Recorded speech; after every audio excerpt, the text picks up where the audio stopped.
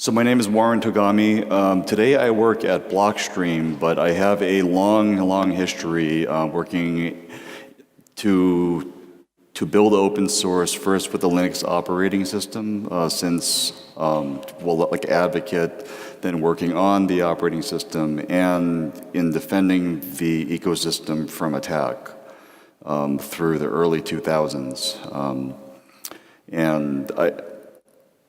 And this has led me to a few short insights on defense of Bitcoin that has a little bit to do with software, but partially they needed a talk thrown together very quickly for today. So,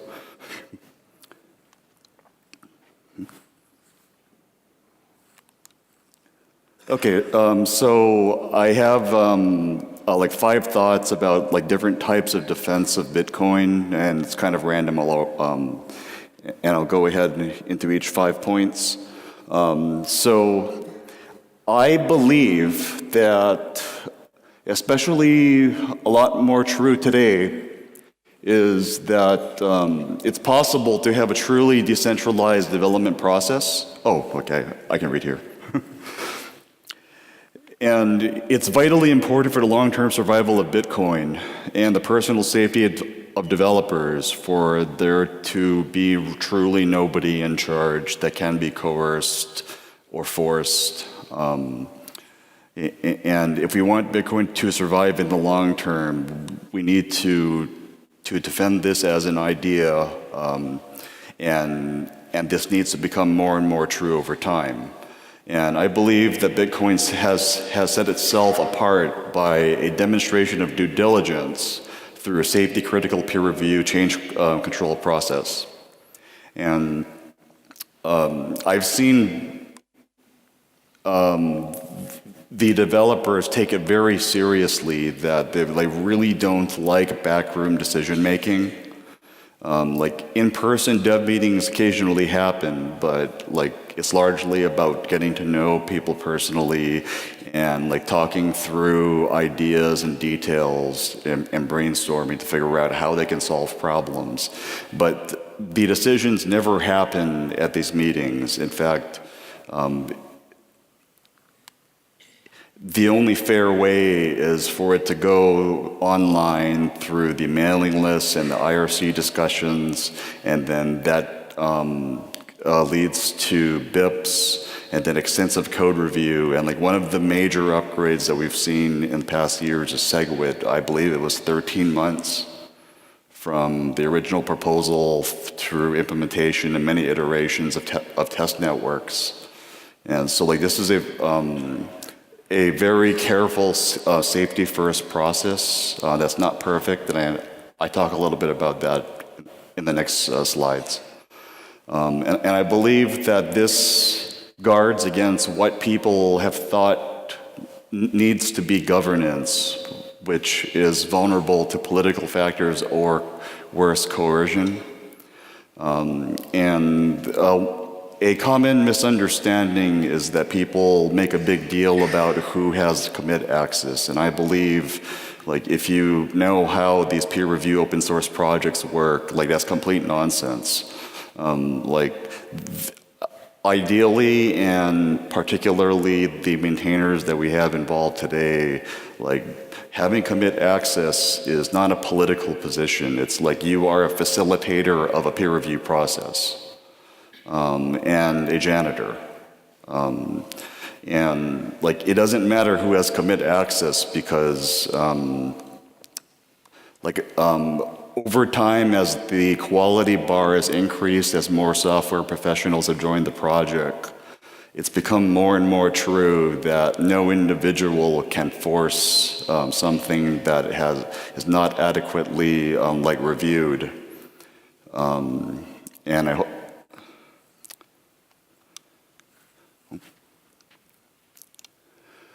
Okay, so I had a random idea a day or two ago that if you believe that the reference implementation has done a good job because of this safety critical process, there are some opportunities to do things in the reference implementation that we haven't in the past. Like a decision from a few years ago was to support to a limited degree op return, and now there's like discussion to add like assume UTXO, which is a way to bring up a like fully verifying, maybe verify after the fact full node very quickly, and other people would really like an address index. And the lack of these things in the reference implementation has some would argue that it has caused harm because it's led many service providers who need to deploy a solution to use far worse options that are not nearly as well engineered and have led to major like costs in maintainability and security as a result.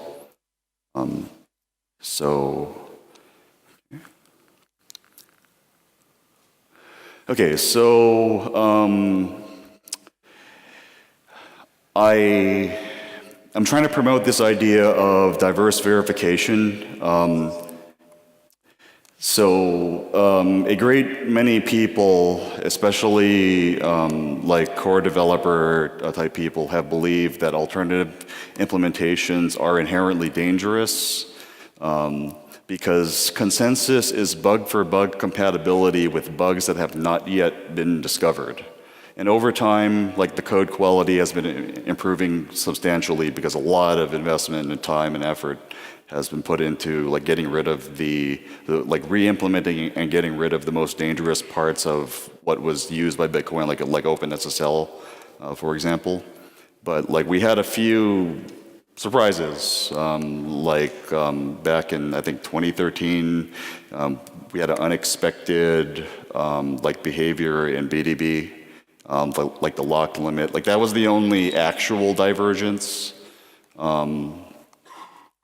But like more recently, like BIP66 and the inflation bug, it's like it's not only the alternative implementations that are at risk from diverging from core. It's different versions of core or alternative to each other, and like. It kind of doesn't matter what people believe if it's too dangerous to run alternative implementations or not. The reality is a whole bunch of service providers and some really big ones are using alternative implementations, and we can't easily agree on what to do about like an emergency response plan, but whatever that is, it can help if we can detect accidental divergence or consensus failures a lot sooner. And we can do this fairly easily in a fully automated and decentralized way. But if many companies and orgs run the different implementations, the different versions of core, and monitor them for divergence, and then you can set off automated alarms. If you're a service provider, you could maybe put your service into a fail-safe mode to reduce the chance of losses. And like the humans can very quickly figure out like what is the consequences of the divergence, and like usually it's only one of the alternative implementations that has fallen off the network. But like this is a way to protect everyone and to protect yourself as a service provider especially. I think it should be not controversial to handle things in this way. Also, alternative implementations, are less likely to all be vulnerable to the occasional, very rare mistakes that may pass through the peer review process for the reference implementation. So that's a thing. Okay, so a completely different type of defense of Bitcoin is what I would call educational outreach. And before talking about this new project, so back in 2015, and if you've been around since then, you may have noticed that it's been a very like stressful multiple period or like multiple years where there was a lot of confusion and some would call it misinformation. And like because I've been working in open source for a long time, even before Bitcoin, like my approach to attacking that like problem was like it's an educational outreach problem. So I created Scaling Bitcoin back in 2015. It's like the problem was a very confusing issue being fought in the media. How do you fight back when the real answer won't fit in a soundbite? Well, you form a really boring academic conference, you know. That slowly changed the discourse, and now there's a whole lot of conferences like that, you know, like no marketing, like it's all about the tech and it's not about self-promotion. But that being said, I'm going to promote this new nonprofit, which is also about educational outreach. So it's a very simple concept. I got the idea a few years ago. I was traveling the world, like talking to exchanges, especially in Asia and like local communities. And what I saw, especially in Asia, was that there was like an information vacuum and like a lot of hunger to understand these confusing topics, but this, like the experts who could explain it, like their information available in English was hard to find in English and impossible to find in these advanced economies where ordinary people don't really learn a usable level of English. The leader of the Seoul Bitcoin meetup that I met a few years ago, he's been teaching since 2014. Like, I really like the kind of meetups, like a local meetup where it's not about the price and it's really boring because like it's really for people that want to learn about the tech. And like he's been doing that for a long time, and like so this new org is very simple. It's and like you can see it right now at readingbitcoin.org. It has 5 sample articles where devs choose or write articles, and Ruben like chooses the most important topic of confusion that needs teaching at that moment. And then we tried to do this with volunteer translators in past years. It really didn't work out because like all of this needs to be very carefully translated and very precisely, and this needs like Ruben to spend hours with the translators to be sure that it's at a super high quality. So we intend to do first Chinese, Japanese, and Korean. I know there's a lot of demand for Spanish. We will do this as budget demands, or like as budget allows. We currently have 5 larger corporate donors, and like we need your help in the community, like to donate anything you can. If you want, this site will not only be great for those languages, but it's like one place to find fairly short explainers of facts of how things are working, especially current confusing issues. Like that's the goal. And is Ruben here? Yeah. So please talk to me or Ruben. Yeah. If you're interested in like helping out, like we also need help with like web development. It's a fairly simple website. So the goal is to build a pipeline process with translators that Ruben works with on a regular basis, and to reach the goal of one quality article per week. And like this type of educational outreach will do well, especially to teach like the like accurate facts about the like Bitcoin and its true potential. And like that's really been a point of confusion, especially in these countries where like a ICO mania has dominated because of the information vacuum otherwise. So we're doing this as a nonprofit project under the Linux Foundation. The Linux Foundation has many hundreds of projects that they they do all the administration for the nonprofit backend so that this guy can focus on the mission.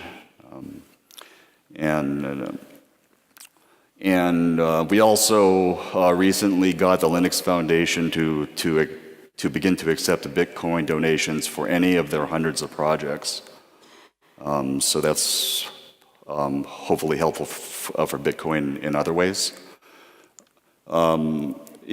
And I mentioned this structure of how the Linux Foundation's sub-projects work for open source projects because it's an opportunity for others who want to build other nonprofits. It's a good way to think about. So the way that they normally create these open source sub-foundations is that they're split into two legal entities.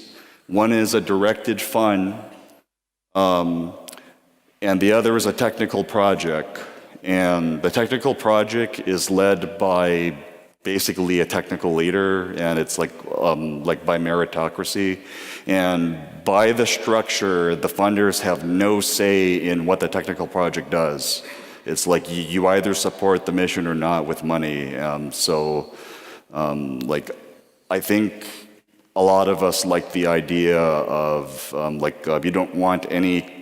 It's not a big deal for this educational thing, but when it comes to open source, software development projects, it may be a bigger deal where, you don't want corporations to be able to dominate the development agenda for their own benefit.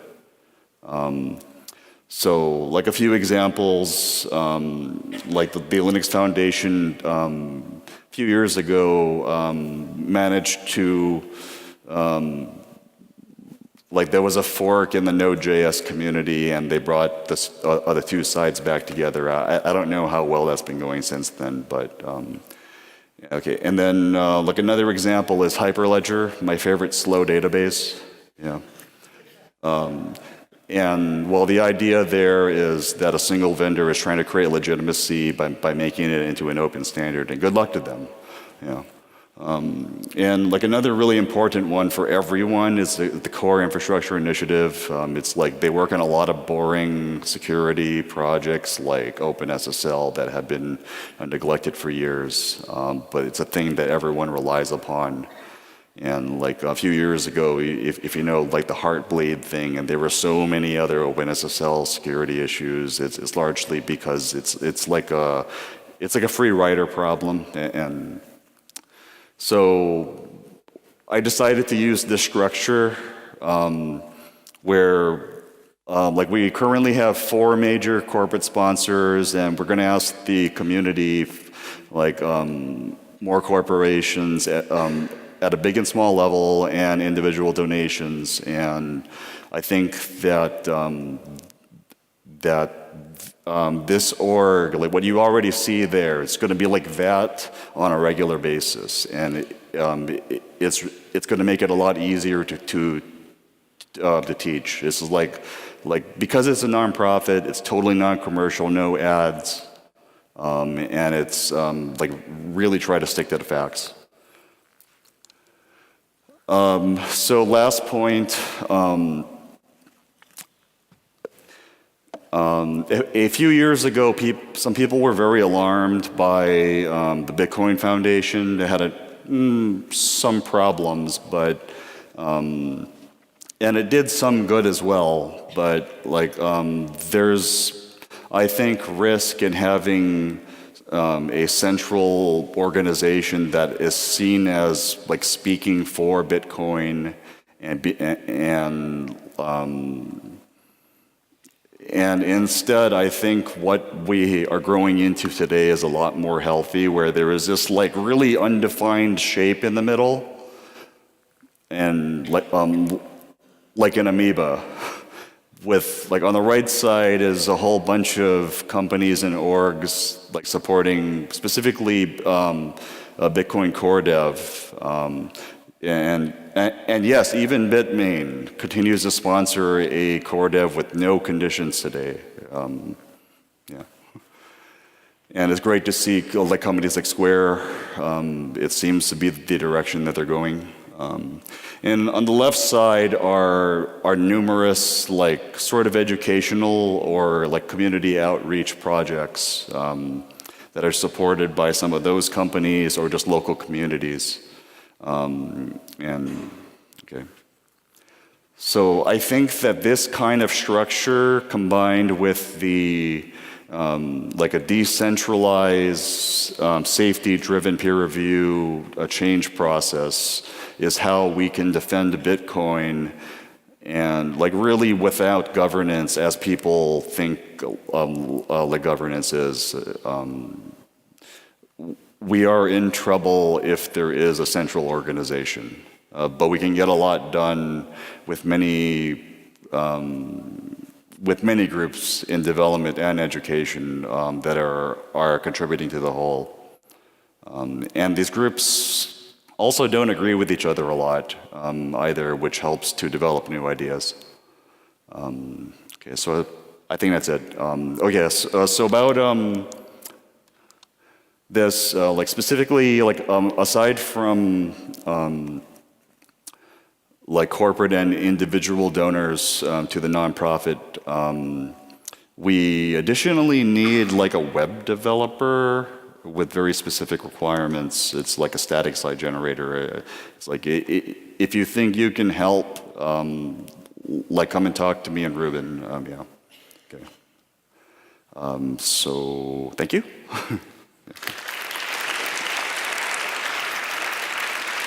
Yeah.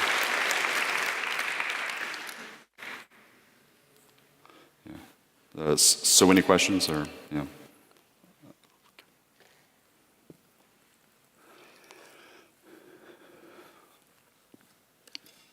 Thank you. There's the weekly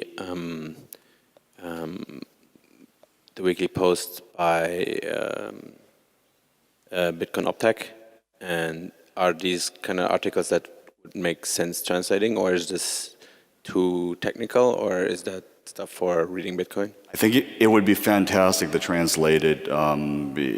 It will depend on the budget available to the education director, Ruben. He needs to pay the translators and then like hold their hand for hours to be sure that they have the translations correct. I believe like with the information vacuum that I've seen in Asia, that like the journalist there will be quoting the translations here as source material because like it is purported to be coming from like directly the world experts. So it's really important that the translations be very precise. So please help to get like especially the companies in the industry to support this. We hope for this to be as apolitical as possible. Yeah.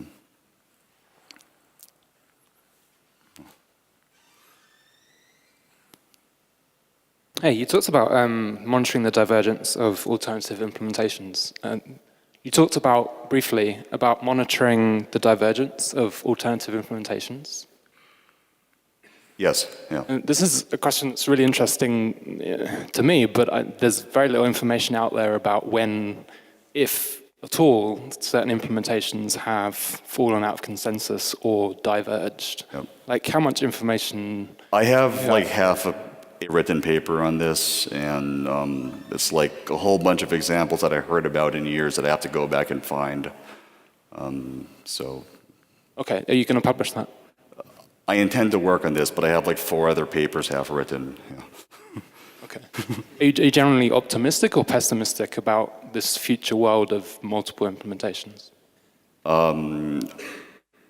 I was a lot more harsh on this earlier, but the reality is huge service providers are using them. So as long as they are verifying against multiple implementations to protect themselves, and the rest of the world can also, in a decentralized manner, also use diverse verification, then it protects everyone and it sends off an alarm. You know, it's possible core is wrong again. You know, it can happen, but like there are numerous examples of the other implementations falling out. So.